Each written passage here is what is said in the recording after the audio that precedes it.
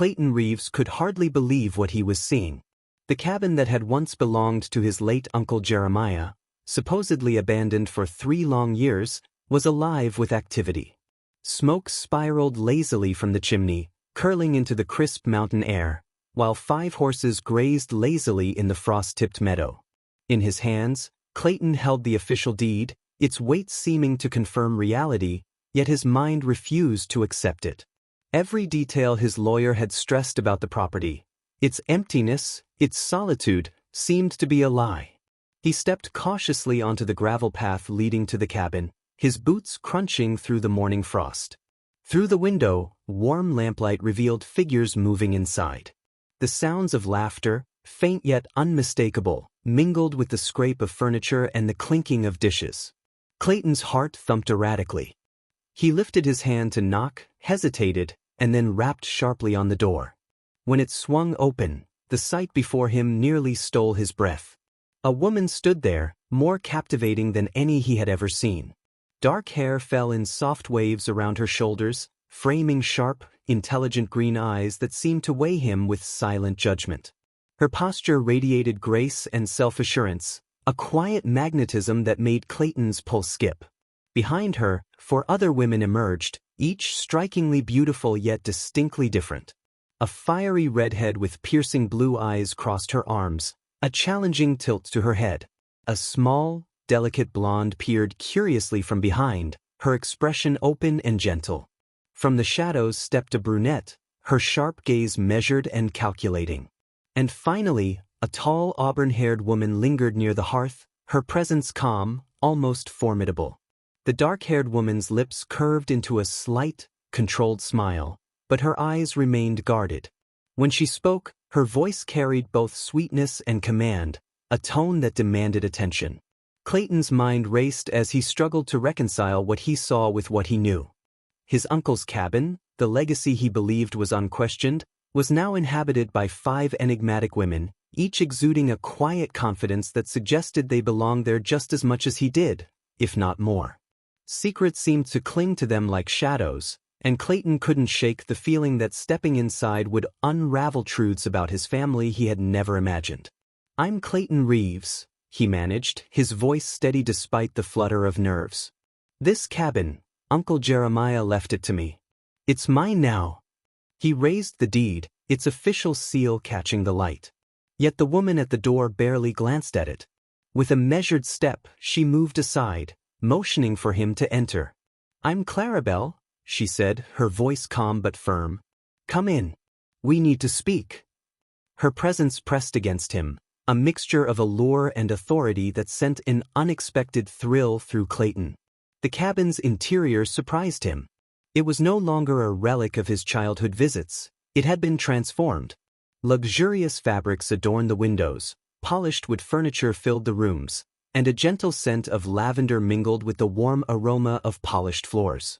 These women had claimed this place with purpose, turning it into a home that radiated both elegance and permanence.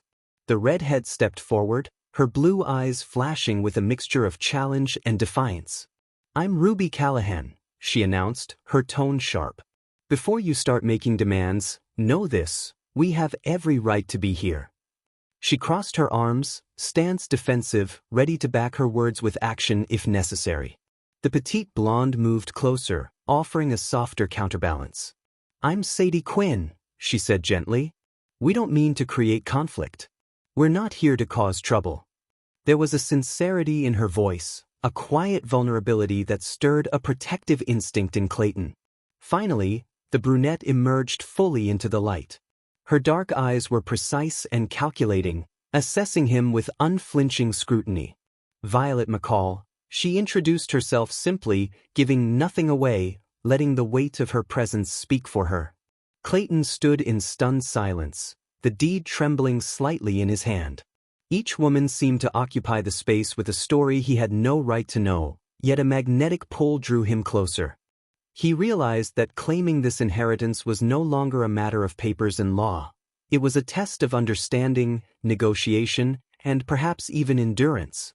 And as he stepped over the threshold, he sensed that this cabin, with all its warmth and mystery, would change everything he thought he knew about his family and himself.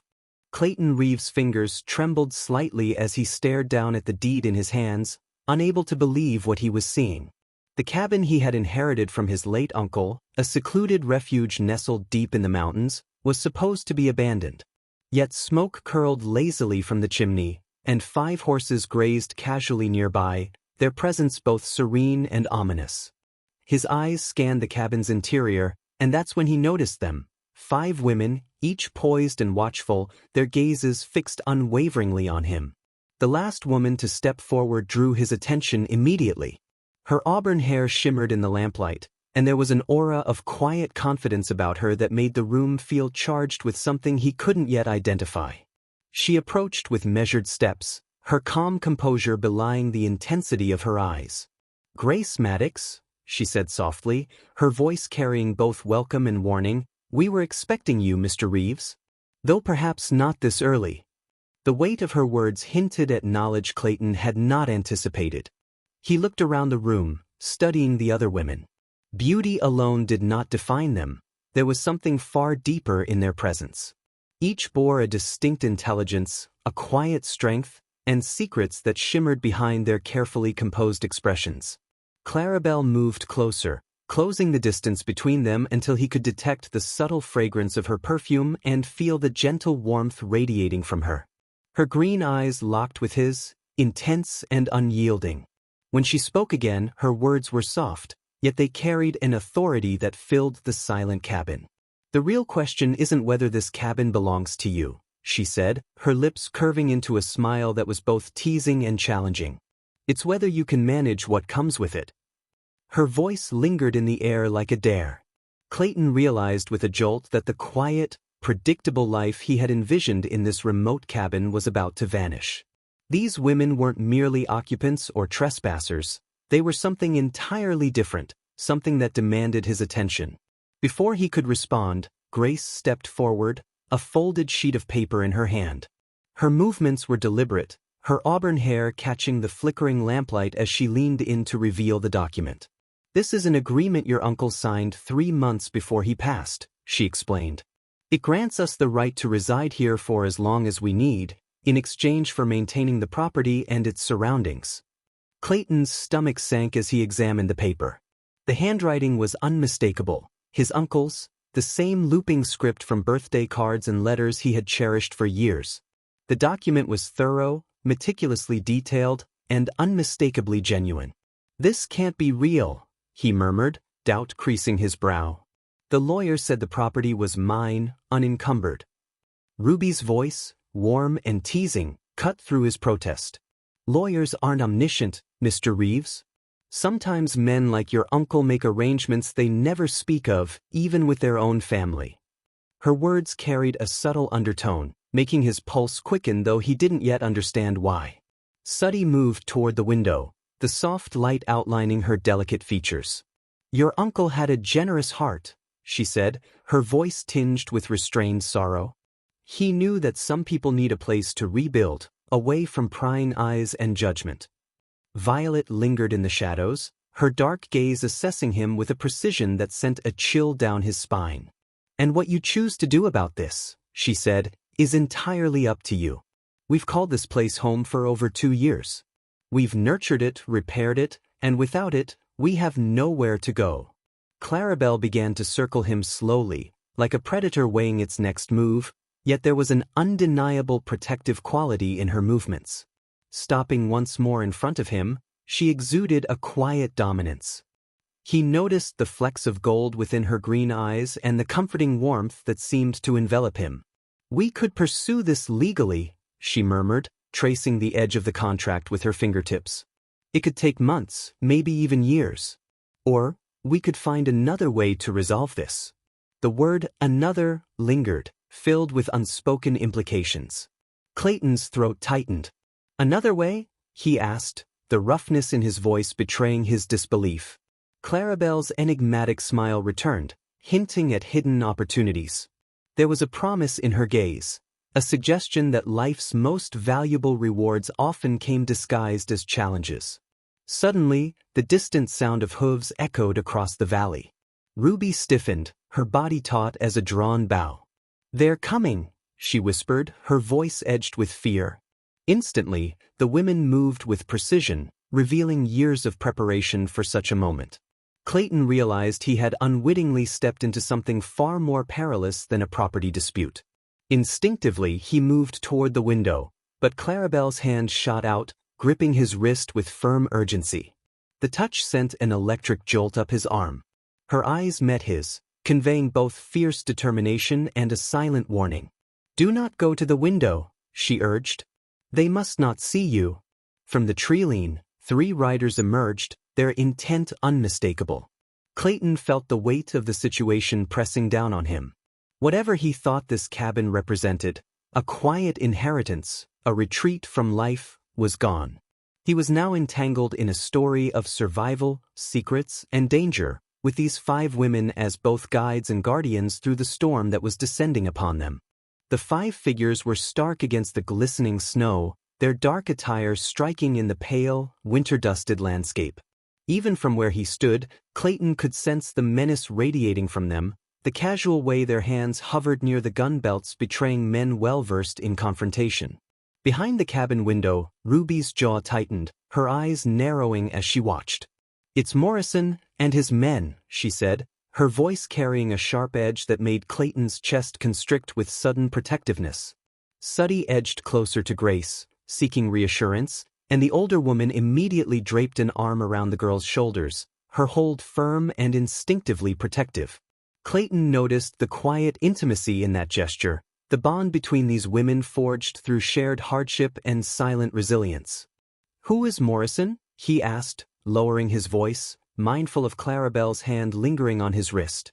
The touch was soft yet had a certain callous strength, a subtle reminder of someone who worked with her hands but moved through the world with an undeniable grace.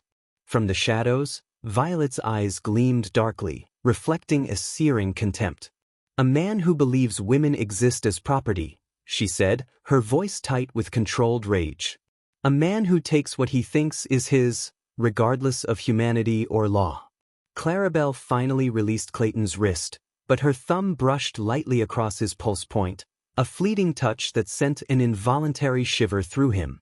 Morrison carried papers claiming ownership of them, documents designed to reduce these women to nothing more than indentured servitude. Outside, the riders had paused near the corral, murmuring among themselves while glancing toward the cabin. Clayton spotted Morrison dismounting, his tall frame commanding attention, hair streaked with gray, eyes cold and assessing. Grace moved silently, gathering loose papers from a wooden chest and tucking them carefully into her bodice. "We got away 3 months ago," she murmured, "but Morrison has reach, he's connected in every corner of this territory. Men like him don't accept defeat." A hot surge of anger rose in Clayton, a raw protective fury he hadn't felt in years. The idea of these women being treated as possessions made his fists tighten, knuckles whitening. "You're under my protection now," he declared without thinking, and even he was surprised by the firmness in his voice. Clarabelle turned toward him, green eyes piercing his, studying him as if weighing every ounce of resolve he possessed. "Are you certain?" she asked. "Choosing to stand with us is choosing to stand against men who have no honor, no regard for life or law." Before he could respond, Morrison's heavy steps echoed on the wooden porch, followed by 3 deliberate knocks. Silence descended, broken only by the rapid thrum of Clayton's heartbeat and the soft exhalations of the women nearby. "We know you're in there," Morrison called, his cultured voice laced with menace. "It's time to return. You belong with us." Clarabelle pressed against Clayton again, her warmth radiating against his side as she whispered close to his ear, "Remember this, Clayton, some choices leave their mark on a man forever." Clayton's decision crystallized in that instant. He stepped toward the door, but Clarabelle's fingers dug into his arm, the contact strong, desperate. Her presence, the scent of wildflowers mixed with crisp mountain air, filled his senses. "Don't," she whispered, breath warm against his skin. "You have no idea what you're stepping into." Yet Clayton's hand was already on the door handle, driven by a protective instinct he had never known. As the door swung open, Morrison's pale eyes fixed on him with sharp calculation. Well, Morrison said, thin-lipped smile in place, yet devoid of warmth. I don't believe we've met. I am Thomas Morrison, and I've come to reclaim what is mine. Clayton planted himself firmly in the doorway, blocking any view of the interior. There's no property here that belongs to you, he said steadily. This land is private, and your presence is unwelcome. Morrison's companions shifted in their saddles, hands inching toward their weapons, but Clayton's focus never wavered. You misunderstand, Morrison said smoothly, his voice edged with predatory certainty. These women signed binding agreements with me. I intend to enforce them. They've evaded responsibility for too long. Behind him, Ruby's voice rang out, sharp and defiant. Those papers were signed under threat, under coercion. You have no claim on us. Morrison's controlled demeanor faltered just slightly, the cruel truth breaking through his carefully constructed mask. Suddy stepped beside Clayton, small yet resolute. The law also says no human is another's property. We are free as citizens of this land. You have no power over us. Morrison laughed then, a sound that carried no warmth, only the cold mirth of a man who believed he had the world by the throat. Clayton's breath hitched as Clarabelle stepped silently behind him, the heat of her presence brushing against his back like a controlled fire. You're in over your head, Morrison, she said, her tone carrying the kind of authority that left no room for argument. Your debts aren't just numbers on a page, they're the direct result of your schemes. Falsified contracts, forged letters, witnesses you tried to silence, we have proof. Morrison's eyes glinted with disbelief. Proof? He repeated, a hint of amusement lacing his voice. And where might I see this supposed evidence? From the dim shadow of the cabin's corner, Violet emerged, clutching a worn leather satchel. She held it like a weapon, the contents meticulously organized, detailed accounts of every fraudulent deal, every signature forged under duress, every witness you bribed into silence. We've spent 3 months collecting everything, she said coolly, and it's all here. For the first time, Morrison's calm mask faltered. His hands clenched, jaw tightening. You think a few papers can undo me? He spat. Judges, marshals, I have them all on my side. Your little pile of lies won't change a thing. Clayton instinctively stepped forward, placing himself between the women and Morrison, heart hammering in his chest. The reality of what he'd stumbled into hit him hard. These weren't mere victims hiding from an unpleasant life.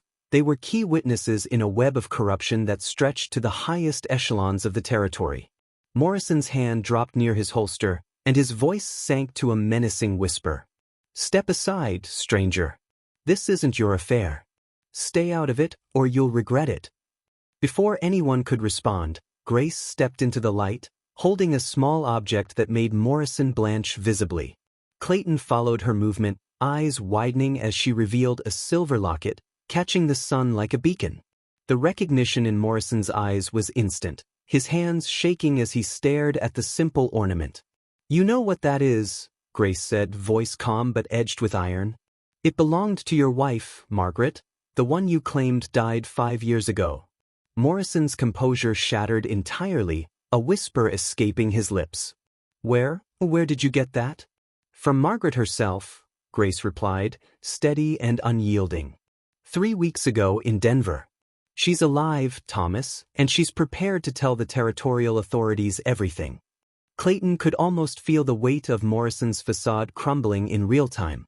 Clarabelle slid closer, shoulder grazing his arm in a movement that seemed casual, yet ignited an electric awareness in him. She recounted every detail, Clarabelle continued, eyes unwavering. How you had her declared dead to seize her father's mining claims, how you've used those claims to fund your schemes, how you preyed upon women through fraudulent contracts. Ruby stepped forward, her gaze blazing with satisfaction. And she didn't keep silent about the others, women who tried to resist you and simply vanished. Margaret documented all of it. Clayton felt anger surge inside him, almost overwhelming. The notion of a man destroying lives for greed, treating human beings as expendable property, made his fists clench. He instinctively moved closer to form a shield around the women, standing ready. Sada's voice cut through the tense silence like a knife. We also have testimonies from 12 other women, all willing to speak against you. The territorial marshal expects this evidence by week's end. Morrison's pale eyes darted between the women, assessing, calculating, realizing too late that his control had slipped. The veneer of refinement fell away, revealing the predator beneath. You think this ends here? He growled. Even if everything you say is true, you're stranded in the middle of nowhere. No witnesses except this fool who wandered in. Violet stepped fully into view, her beauty striking, her eyes sharp with intelligence. Actually, she said softly but clearly, there are witnesses. More than you realize. At that instant, the distant sound of hooves echoed across the valley. Clayton turned to see 6 riders emerging from the treeline, the sunlight glinting off their badges. The territorial marshal and his deputies had arrived precisely when needed. Morrison's face twisted with desperation, rage bubbling over. Clayton sensed a man more willing to see destruction than justice. Morrison's hand hovered near his weapon, and instinctively, Clarabelle pressed something cold and solid into Clayton's hand. You'll need to speak a language they understand, she whispered, her breath brushing his ear. Clayton looked down and recognized the old revolver of Uncle Jeremiah, a familiar weight bringing back memories of hunting trips. But this was no hunt for game. It was about protecting these women, extraordinary in their courage and intelligence, from a man who believed himself untouchable. Morrison's gaze shifted rapidly between the approaching lawmen and the barricade of determined women. The calculation was clear, a cornered predator choosing between fight and surrender. Marshal Thompson. Clarabelle called out across the valley, her authority cutting through the tension. Thomas Morrison is in our custody, along with conclusive evidence of his crimes against the citizens of this territory. The marshal, a seasoned man with streaks of iron in his hair, dismounted with effortless authority. Miss Bell, good to see you again. I trust everyone is well. Clayton's heart skipped. Clarabelle knew the marshal personally, and it became clear that the women's entire plan had been meticulously orchestrated. These were not accidental witnesses, they were intelligent, well-connected, and prepared. Morrison's hand twitched again toward his gun but froze as 6 rifles trained on him, barrels reflecting the unforgiving sunlight. In that moment, the predator understood the full weight of his miscalculation, and Clayton realized with a mix of fear and exhilaration that his quiet life had ended. What awaited was danger, yes, but also purpose and the chance to stand for justice. The man before them radiated a dangerous intensity, yet he was no fool willing to end his own life. Clayton could feel the storm of anger brewing within him, a fury fueled by a lifetime of getting whatever he wanted. Ruby slid closer, her presence radiating warmth and assurance.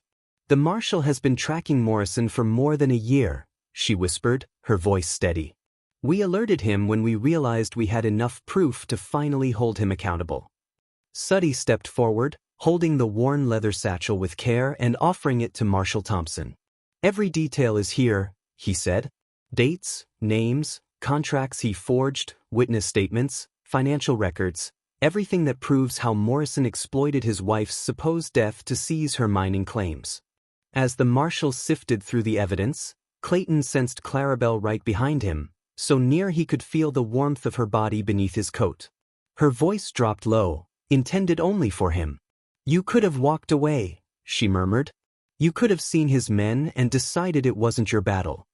Her hand found his, fingers entwining naturally with his own in a way that felt unforced, intimate. And why didn't you? She pressed, green eyes locked onto his. Clayton turned slightly to meet her gaze. Because some fights are worth taking even when you've only just realized they matter.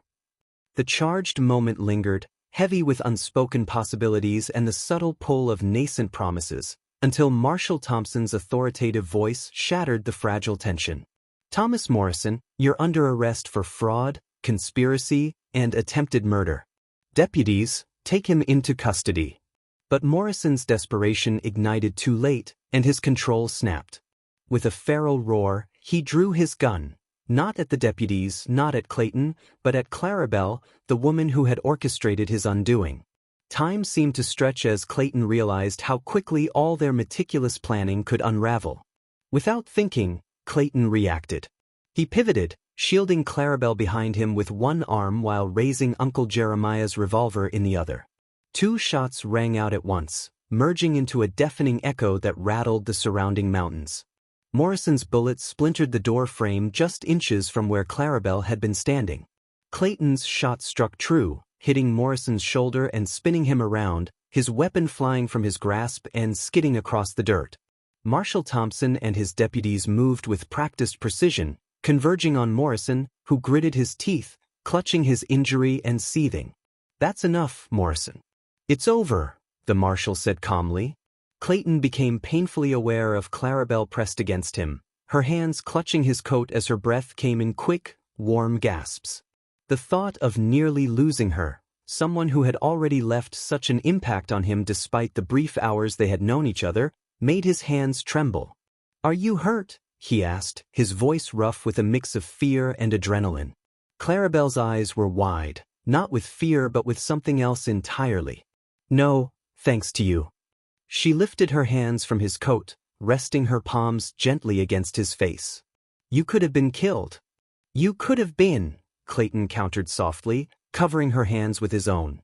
In that moment, with danger behind them and her touch grounding him, Clayton realized that everything in his life had led him to this point, to protect her and the 4 others who had, somehow, become his responsibility, his purpose.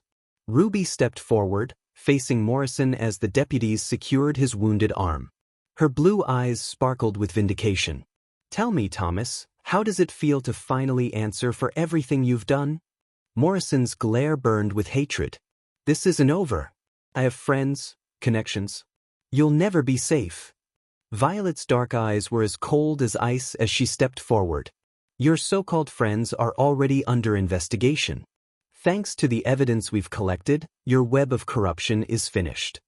Suddy moved alongside Grace, the 2 women observing silently as Marshal Thompson methodically secured Morrison and ensured he would face justice at last. The evidence gathered was enough to guarantee Morrison would finally face punishment for his misdeeds. "So, it's really finished?" Suddy asked softly, her voice tinged with awe. Grace nodded, wrapping her arms around her protectively. "Yes, dear. This is truly the end. We are free." Marshal Thompson approached Clayton with a firm hand extended. "That was some impressive marksmanship, son. If you hadn't acted so quickly, Miss Bell might not have walked away."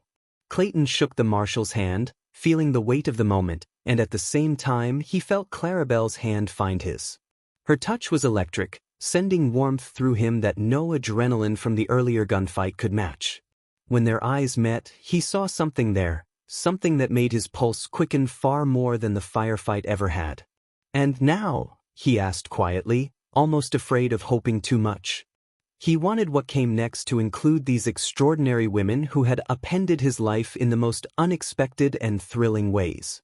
Clarabelle's smile held 1,000 possibilities, and it seemed she could see into the hopes he had not yet admitted to himself. "Now," she said playfully, "we see if you can truly manage all 5 of us." 3 months passed, and Clayton found himself standing on the porch of the now-transformed cabin, watching the women who had reshaped not just the property, but the very course of his life.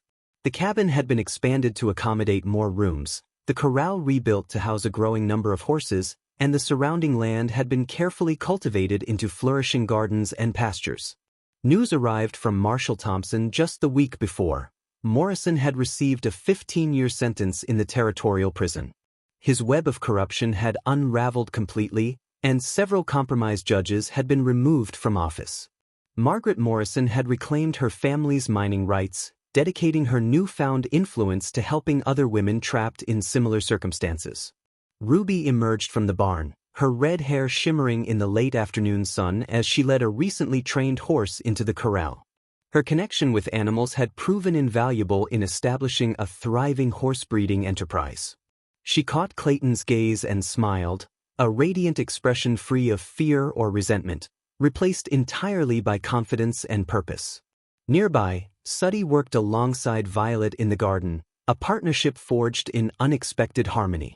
Suddy's gentle demeanor complemented Violet's strategic mind perfectly, and together they had cultivated not only a bountiful supply of vegetables but also a surplus for trade with neighboring settlements.